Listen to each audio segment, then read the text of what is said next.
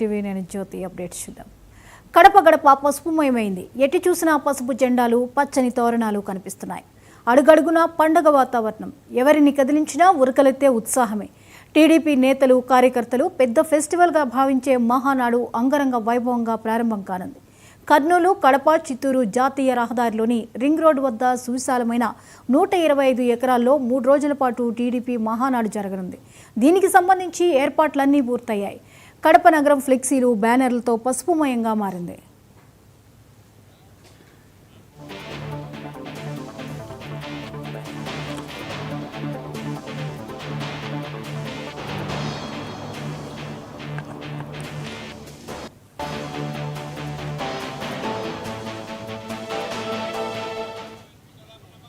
CM Chandrababu, Lokesh కడపకు చేరుకున్నారు. 4 రోజులుగా మంత్రుల బృందం కడపలోనే మకాం వేసి ఏర్పాట్లను పర్యవేక్షిస్తున్నారు.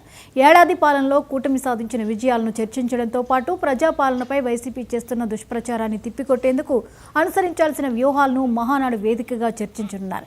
కడపలో తొలిసారి నిర్వహిస్తున్న ఈ వేడుక ద్వారా రాయలసీమ అభివృద్ధికి ప్రత్యేక కార్యాచరణ ప్రకటించే అవకాశం ఉంది. లోకేష్ యువకులం పాదయాత్ర సమయంలో ప్రకటించిన రాయలసీమ డిక్లరేషన్ను సవివరంగా చర్చించనున్నారు.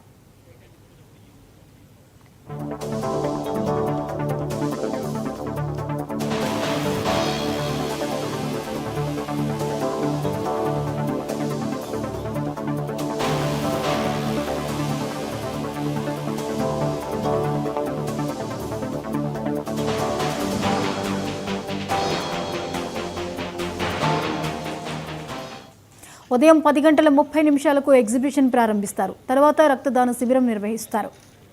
11 గంటలకు పార్టీ అధ్యక్షుడు, పొలిట్ బ్యూరో సభ్యులు, ఇతర ముఖ్య నాయకులను వేదికపైకి ఆహ్వానించి పార్టీ జెండా ఆవిష్కరిస్తారు.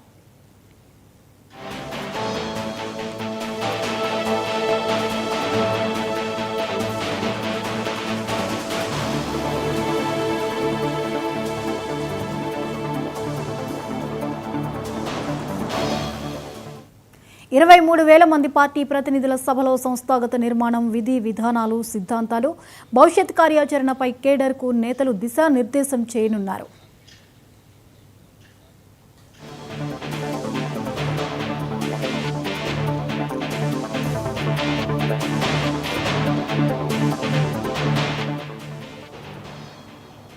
ఇక రెండో రోజు కూటమి ప్రభుత్వం ఏడాది పాలనలో చేపట్టిన అభివృద్ధి, సంక్షేమ కార్యక్రమాలపై రూపొందించిన తీర్మానాలపై చర్చిస్తారు. మాజీ మంత్రి యనమల కన్వీనర్గా ఉన్న మహానాడుకు తీర్మానాల కమిటీ కసరత్తు పూర్తి చేసింది. ఆంధ్రప్రదేశ్కు సంబంధించి 14 తీర్మానాలు ప్రతిపాదిస్తారు. తెలంగాణలో పార్టీ బలోపేతానికి సంబంధించి 5 తీర్మానాలపైన, ఉమ్మడిగా 4 తీర్మానాలపైన చర్చించి ఆమోదిస్తారు. అవసరాన్ని బట్టి తీర్మానాల సంఖ్య పెరిగే అవకాశం ఉందని టీడీపీ వర్గాలు తెలిపాయి. చివరి రోజు గురువారం 5 లక్షల మందితో భారీ బహిరంగ సభ నిర్వహించనున్నారు.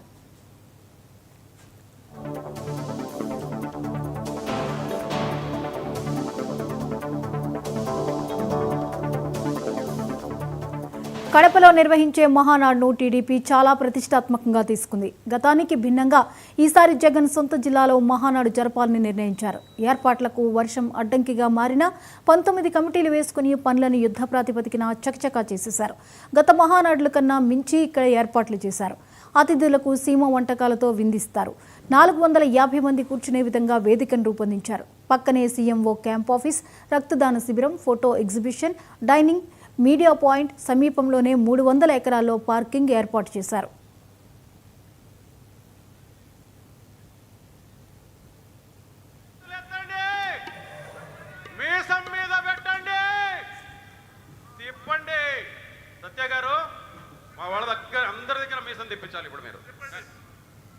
సత్య మాస్టర్ మనందరి చేత మీసం తిప్పించడానికి ముందొస్తున్నాడు. సినిమాలో అద్భుతమైన కొరియోగ్రాఫర్ మన లోకేష్ బాబు గారి యొక్క కోరిక మేరకు ఈరోజు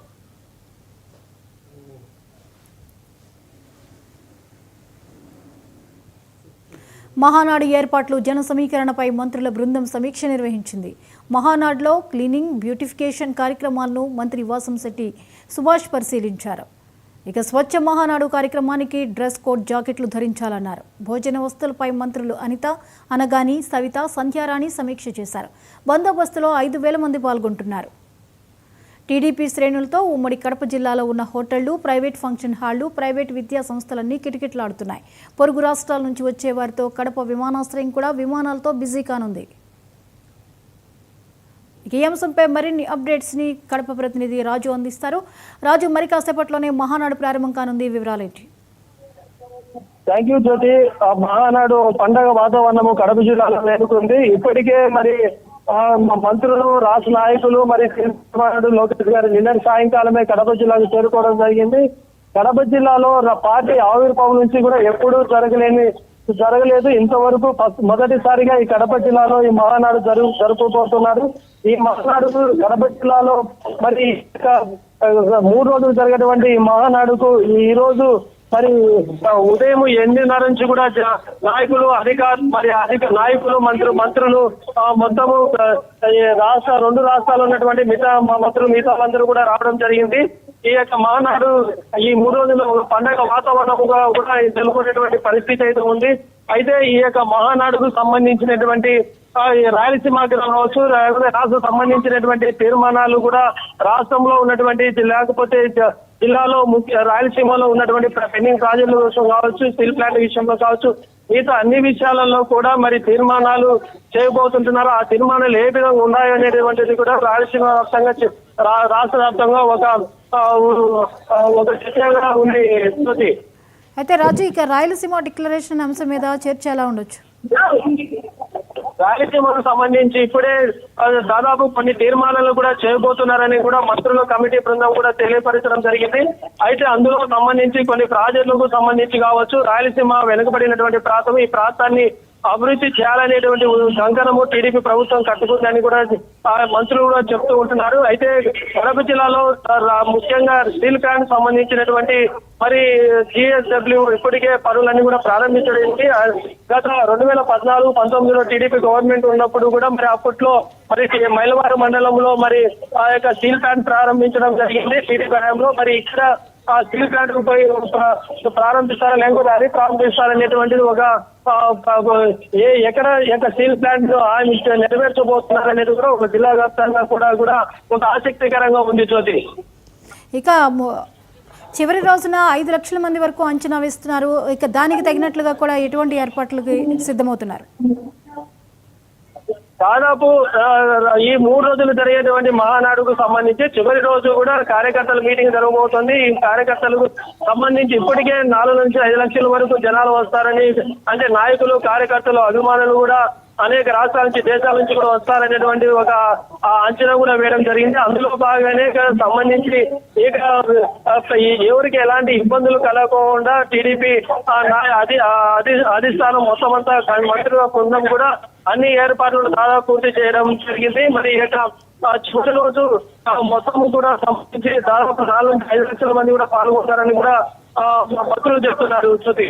రైట్, థ్యాంక్ యూ రాజు. మహానాడు గర్జించను చూడర ప్రతి తెలుగోడు.